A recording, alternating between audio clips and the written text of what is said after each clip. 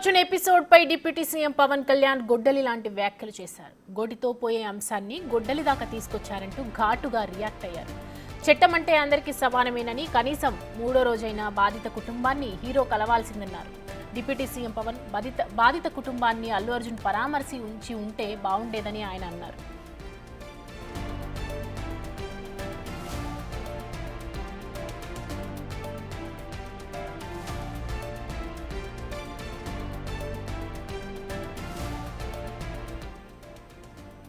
థియేటర్లకు వెళ్లి చూడడం అనేది అందరూ చేయట్లేదని, సినిమా బాగున్నప్పుడు ప్రజల మన్ననలు చూసేందుకు వెళ్తామని పవన్ అన్నారు. డబ్బులు పెంచకపోతే రికార్డ్స్ ఎలా వస్తాయన్నారు. ప్రజల ఆదరణ వెలకట్టలేనిదని, ఇప్పుడు హీరోలు థియేటర్కు వెళ్లి సినిమా చూసే పరిస్థితి లేదన్నారు పవన్. తాను అందుకే థియేటర్లకు వెళ్లటం లేదని చెప్పుకొచ్చారు. అల్లు అర్జున్ సిబ్బంది అయినా ఆయనకు చెప్పాల్సింది అన్నారు. ఇలాంటి ఘటనల్లో పోలీసులను తప్పుపట్టలేమని వ్యాఖ్యానించారు. అల్లు అర్జున్ విషయంలో ముందు వెనుక ఏం జరిగిందో తనకు తెలియదన్నారు.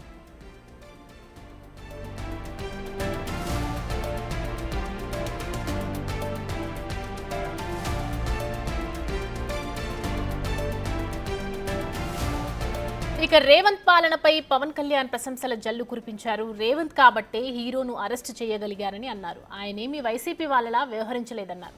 ఆయన గొప్ప నాయకుడని, చివరకు బెనిఫిట్ షోకి కూడా అనేక అవకాశాలు ఇచ్చారని గుర్తు చేశారు. ఆయన సహకారంతోనే సినిమాల కలెక్షన్స్ పెరిగాయన్నారు. పుష్ప 2 మూవీకి సీఎం రేవంత్ పూర్తిగా సహకరించారు. టికెట్ రేట్ల పెంపునకు అవకాశం ఇవ్వడం కూడా చిత్ర పరిశ్రమను ప్రోత్సహించడమే అవుతుందన్నారు.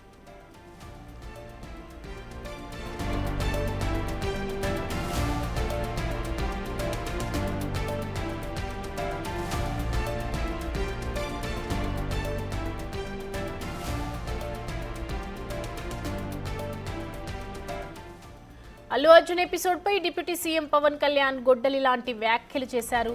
గోటితో పోయే అంశాన్ని గొడ్డలి దాకా తీసుకొచ్చారంటూ ఘాటుగా రియాక్ట్ అయ్యారు. చట్టం అంటే అందరికీ సమానమేనని, కనీసం మూడో రోజైనా బాధిత కుటుంబాన్ని హీరో కలవాల్సింది అన్నారు డిప్యూటీ సీఎం పవన్ కళ్యాణ్.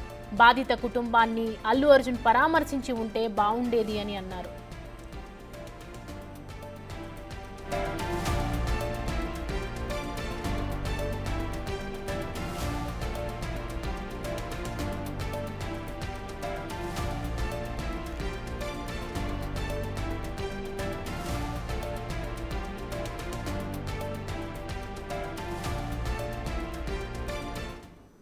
ఈ అంశానికి సంబంధించి మరిన్ని అప్డేట్స్ మా ప్రతినిధి సాయి శంకర్ అందిస్తారు. సాయి శంకర్,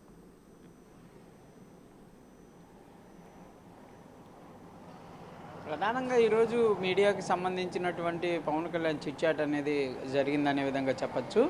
అయితే దిల్ రాజుతో మీటింగ్ అనంతరం మీడియాతో చిట్చాట్ని డిప్యూటీ సీఎం పవన్ కళ్యాణ్ ఈరోజు చేయడం జరిగింది. అయితే ఇందులో అనేక కీలకమైనటువంటి అంశాలపైన కూడా డిప్యూటీ సీఎం పవన్ కళ్యాణ్ అయితే మాట్లాడారనే విధంగా చెప్పచ్చు. సినిమా ఇండస్ట్రీకి సంబంధించి ప్రస్తుతం తెలంగాణ రాష్ట్రంలో జరుగుతున్నటువంటి అనేక అంశాలపైన కూడా ఆయన అయితే స్పందించారు. క్లియర్గా తెలంగాణ గవర్నమెంట్ తీసుకుంటున్నటువంటి నిర్ణయాలు కానీ, తెలంగాణ గవర్నమెంట్ ప్రస్తుతం సినీ పరిశ్రమకు సంబంధించి పుష్ప సినిమా అంశంలో తీసుకున్నటువంటి అంశాలపైన కూడా డిప్యూటీ సీఎం అయితే ప్రశంసలు కురిపించారనే విధంగా చెప్పచ్చు. ఒక్క రేవంత్ రెడ్డి కాబట్టే హీరో అయినప్పటికీ కూడా అరెస్ట్ చేయగలిగారంటూ కూడా ఒక కీలకమైనటువంటి వ్యాఖ్యలు అయితే మీడియా చిట్చాట్లో ఆయన చెప్పడం జరిగింది.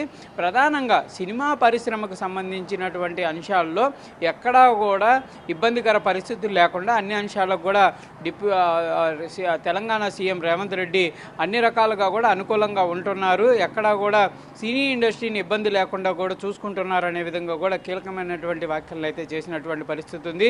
టికెట్ రేటు పెంచబట్టే కదా రికార్డులు వచ్చాయనే విధంగా కూడా మరో కీలకమైనటువంటి వ్యాఖ్యలు కూడా చేశారు. అయితే ఈ సినిమాకి సంబంధించినటువంటి అంశాల్లో సినిమాకి చూడటానికి హీరోలు వెళ్ళేటటువంటి పరిస్థితులు లేవు. కొంత ఈ అంశంపైన నియంత్రణ పాటించాల్సినటువంటి అవసరాలు అయితే ఉన్నాయనే విధంగా కూడా చెప్పడం జరిగింది. దాంతోపాటు అల్లు అర్జున్కి సిబ్బంది ముందే చెప్పుంటే కనుక కంపల్సరీగా ఇలాంటి ప్రమాదం కూడా జరిగేది కాదు అనే విధంగా కూడా ఆయన అయితే కీలకంగా చెప్పినటువంటి పరిస్థితులు ఉన్నాయి. దాంతోపాటు బెనిఫిట్ షోలకి సంబంధించి బెనిఫిట్ షోలు అనేది రానున్న రోజుల్లో తెలంగాణలో ఉండకపోవచ్చు అనే దానికి సంబంధించిన దానిపైన కూడా ఆయన స్పందించడం జరిగింది. ప్రభుత్వం అక్కడ ఉన్నటువంటి పరిస్థితులకు అనుకూలంగా నిర్ణయం తీసుకోవాల్సినటువంటి పరిస్థితులు ఉంటాయి కాబట్టి కంపల్సరీగా సీఎం రేవంత్ రెడ్డి తీసుకున్నటువంటి నిర్ణయాలను కూడా మేము స్వాగతిస్తామనే విధంగా చెప్పినటువంటి పరిస్థితులు ఉన్నాయి. అయితే ఏపీలో బెనిఫిషియర్లకు సంబంధించినటువంటి అంశం పైన కూడా కంపల్సరీగా ఒక క్లారిటీ అయితే మా దగ్గర ఉంది. కంపల్సరీగా రానున్న రోజుల్లో ఇంప్లిమెంటేషన్ చేసేటటువంటి అంశంలో కూడా మేము కూడా జాగ్రత్తలు తీసుకుంటామనే విధంగా కూడా చెప్పినటువంటి పరిస్థితులు ఉన్నాయి. దాంతోపాటు రాష్ట్ర పరిపాలనకు సంబంధించి ఈ 6 నెలల్లో అనేక అంశాలు కూడా ఆయనకి సంతృప్తి వచ్చాయనే విధంగా కూడా చెప్తున్నటువంటి పరిస్థితి ఉంది. దాంట్లో కీలకంగా ఒక మహిళ ఏదైతే మిస్ అవ్వటం, వాళ్ళ తల్లిదండ్రులు వచ్చి తనను పార్టీ కార్యాలయం వద్ద అప్రోచ్ అయినటువంటి నేపథ్యంలో ఆ మహిళ ఎక్కడికి వెళ్ళింది అనే దానికి సంబంధించి ఎంక్వైరీ చేయటం, ఆమె కేరళలో గుర్తించడం, ఇదంతా అంశాలకు సంబంధించి కూడా తాను సంతృప్తి చెందాను అనే విధంగా కూడా చెప్పినటువంటి పరిస్థితులు ఉన్నాయి. దాంతోపాటు అనేక కష్టాలను కూడా ప్రస్తుతం కొన్ని ఇబ్బందులను ఎదుర్కొంటున్నటువంటి పరిస్థితి ఉందనే విధంగా చెప్తున్నారు. ఎందుకంటే అధికారులు సహకారం అనేది